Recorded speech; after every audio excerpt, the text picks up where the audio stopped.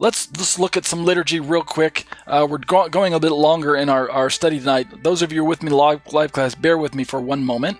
We'll just read through the passages. I'm not going to stop and explain the passages any more than the fact that these are future passages. At least the Isaiah chapter 2 passage is future, and it speaks about a time when the Torah is going to go forth from Jerusalem, from Mount Zion, and not only will Israel be privileged to be a blessing and participate in that experience, but the peoples are going to express the desire to go up to the mountain and go up to Jerusalem to worship this one God of Jacob so that they can also learn about this Torah. Let's read this real quick, and I won't wax long.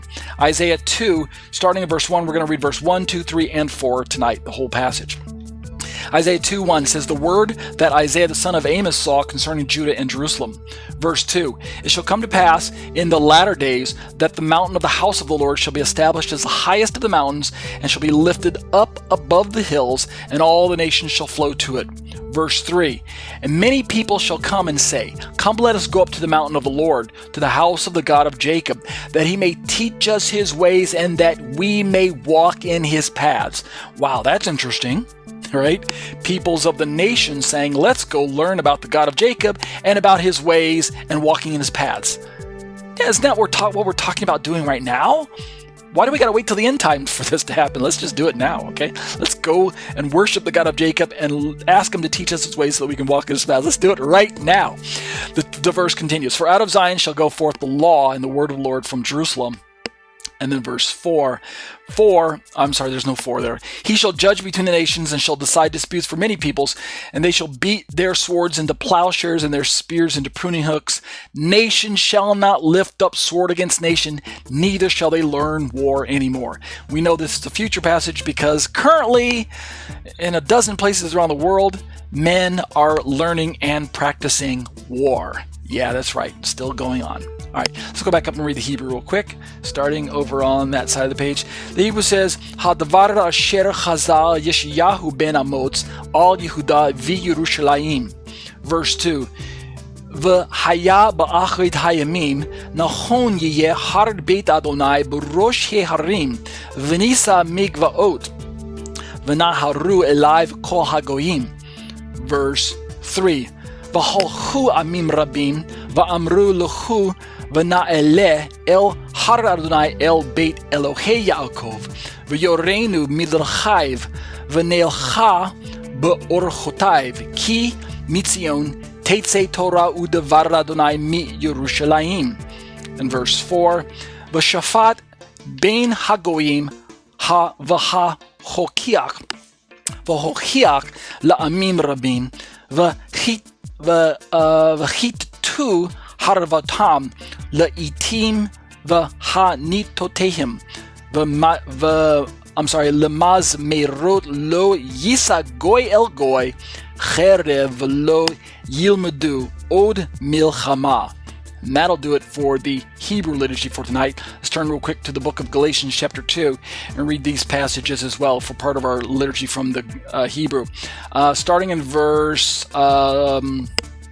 15, right here of Galatians chapter 2, Paul says, we ourselves are Jews by birth and not Gentile sinners. Verse 16, yet we know that a person is not justified by works of the law, but through faith in Jesus Christ. So we also have believed in Christ Jesus in order to be justified by faith in Christ and not by works of the law, because by the works of the law no one will be justified.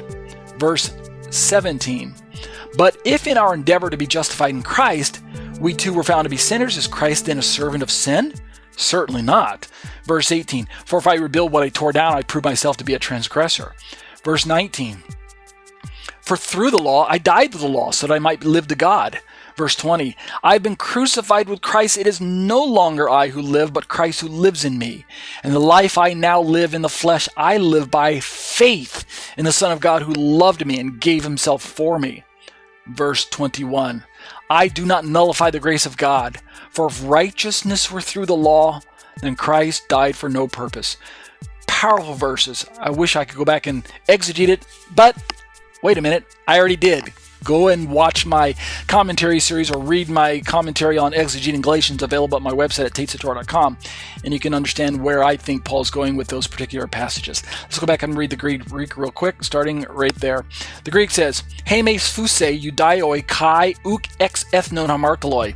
Verse 16, Edatis de hatiu dekaiutai, anthropos ex ergo namu, ian media pistios Christu Jesu, kai hemes eis Christon Iuson, epistusimen hina dekauthomen ek pistios Christu, kai uk ex ergo namu, hati ex ergo namu, u dekauthesatai pasasarx.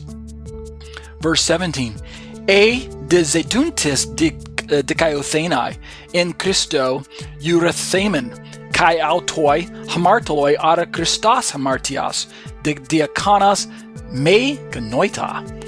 Verse 18, E gar ha katalusa tauta palin oikadamo, para batain chautan sunastano. Verse 19, Ego gardia namu namo, apethanon hina theo zeso. Verse 20, Christo sunastauromai zo de ukete, ego ze de en emoi Christos ha de nunzo in sarki in pistezo, to tu huio tu theutu, agape santas me kai parodontas hauton huper emu. And the final pasuk, verse 21, uk atheto tain karantu theu, e gardianamu dikaiosune ara Christos dorean apethanin. And that'll do it for the liturgy for tonight.